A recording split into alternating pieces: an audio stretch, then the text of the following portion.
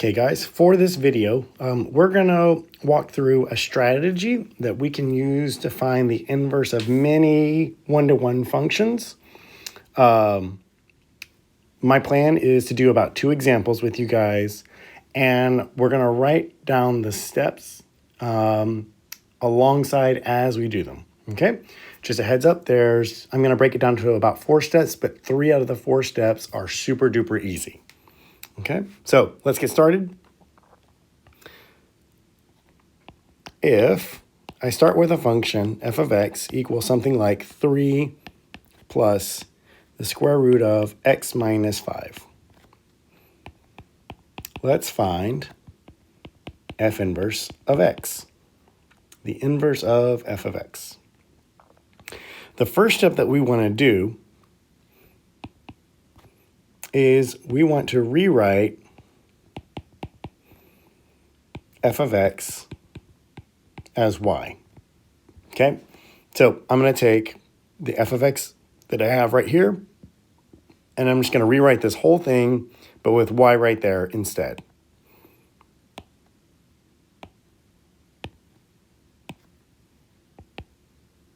So y equals 3 plus the square root of x minus 5. Easy. That's step 1. Step 2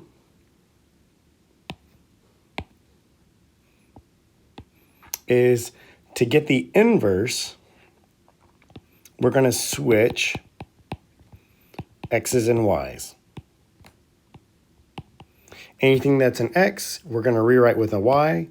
Anything that's a y, we're going to rewrite with an x. So the inverse of my purple equation here is, instead of y equals, x equals. 3 plus the square root stays the same. And then instead of x minus 5, I'm going to rewrite that x as y minus 5. And again, that's the end of step 2. It's just switch x's and y's. Step 3 is going to be the hard part on most of these examples. Step 3 is solve for y. Isolate y in terms of x.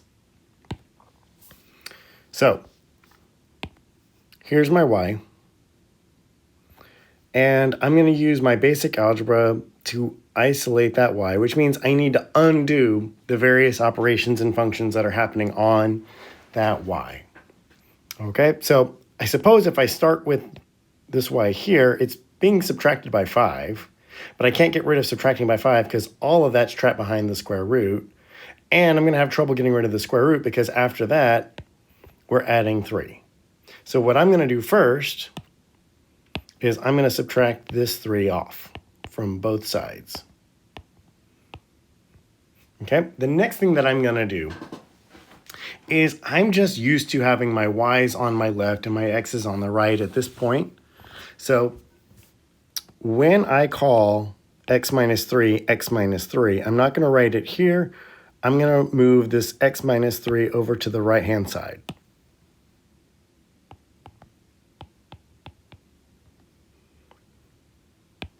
And on the previous right-hand side, the 3 minus the 3 cancel out to 0.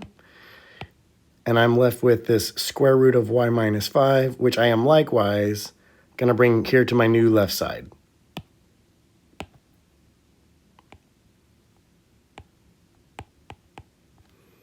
All right, next up. Still focusing on isolating this y.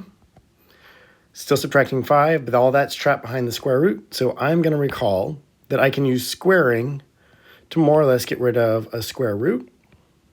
So I'm going to square both sides.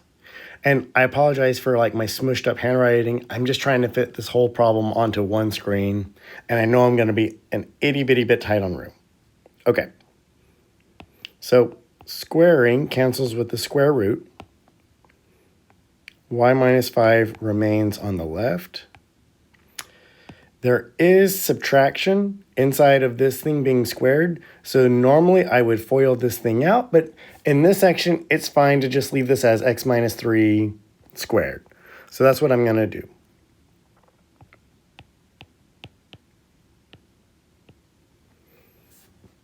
Okay. last step to isolate y is I'm going to have to add that 5 off. So I'm going to add it to the other side, but I'm not going to add it to the 3 because that 3 is trapped behind parentheses and stuff. So I am basically just going to tag it on at the end.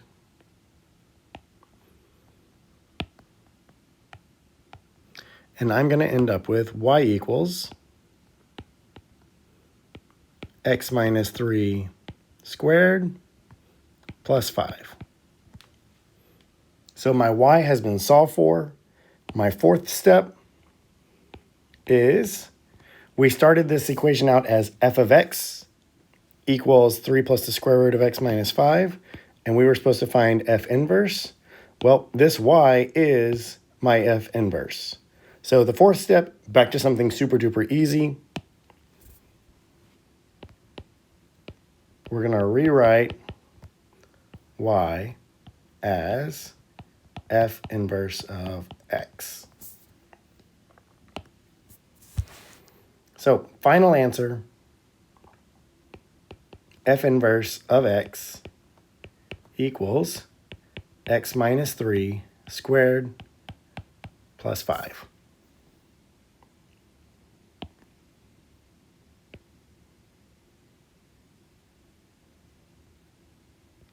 Okay.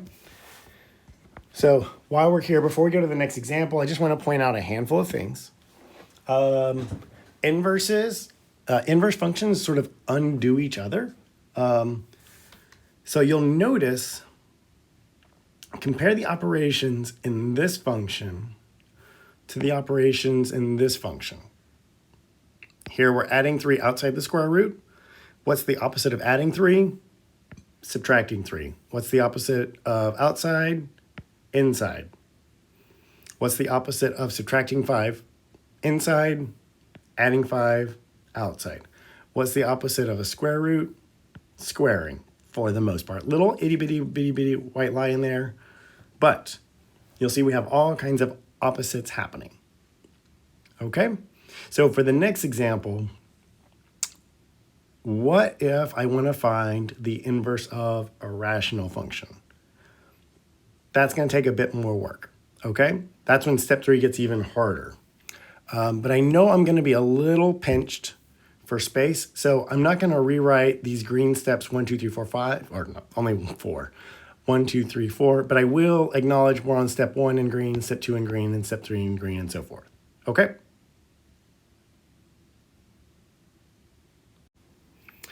So here we have r of x equals something like 2x minus 5 divided by x plus 10. And we want to find r inverse of x. So first step, let's keep it simple. Let's go back to just x's and y's. So y equals 2x minus 5 over x plus 10.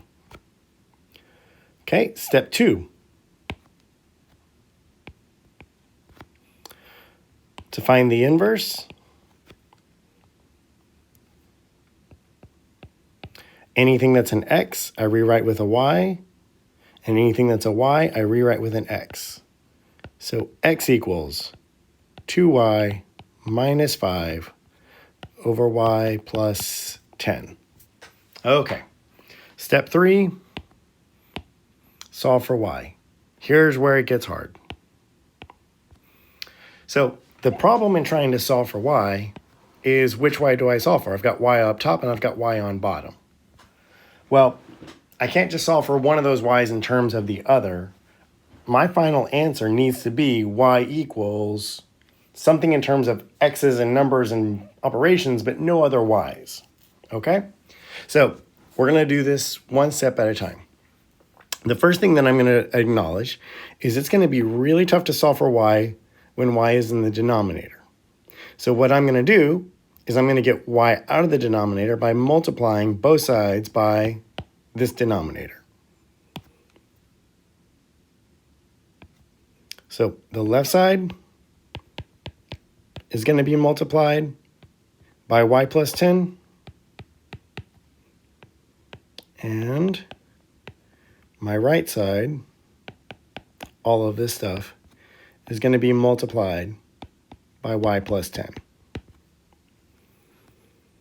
if I've done this correctly, then the multiplication outright cancels with the division,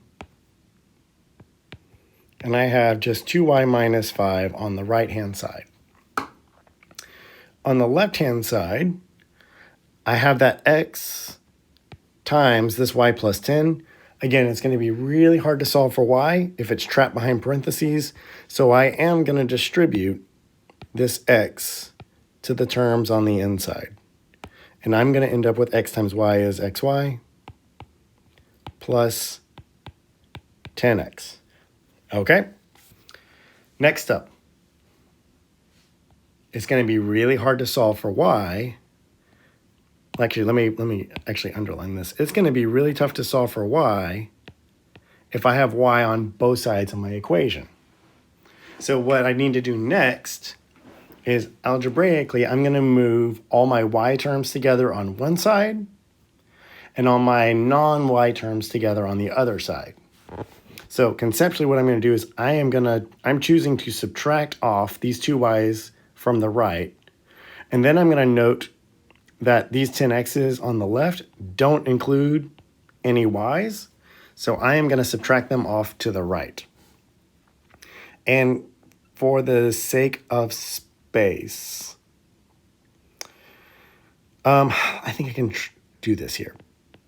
Minus 2y there, minus 10x there.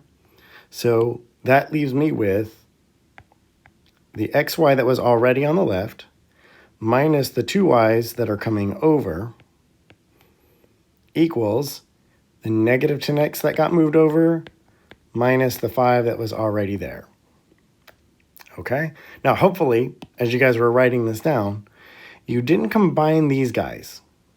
Because even though they both have y's, this term had an x and this one didn't, so they weren't really like terms and they don't combine nicely.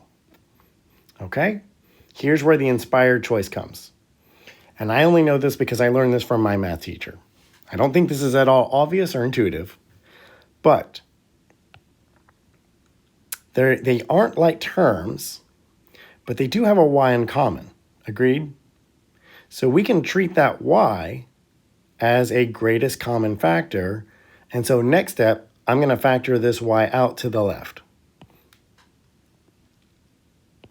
So I'm going to get y times the x minus 2 equals that negative 10x minus 5.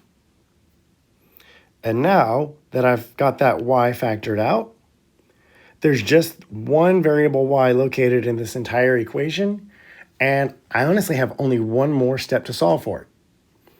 This currently says y times this stuff equals that stuff. So I can solve for y by getting rid of the multiplication. What undoes multiplication? Division, of course.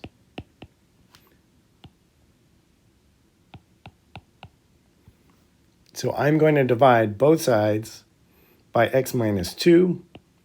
That's going to cancel multiplying by x minus 2 on the left. So I have y equals all that stuff on the left. Now, every now and then, what we have written over here might simplify, but it rarely does. Okay? And I'm just going to do a quick verbal check. I could factor out a negative 5 from both of these terms, and that would leave me with negative 5 times positive 2x plus 1. But positive 2x plus 1 isn't going to cancel with anything out of x minus 2, so I'm just going to leave it be. All right? So this is 3 steps done. Y has been solved for, but 4th step, the easy one, we're going to do it here. We're going to rewrite that y as the inverse. We were looking for r inverse this time. So r inverse of x equals negative 10x minus 5 over x minus 2. Fun times. So that is the inverse of the original r of x. Because this was a rational function, it's much less obvious that this function undoes this function. We see some common things, like there's a minus 5 here and a minus 5 here.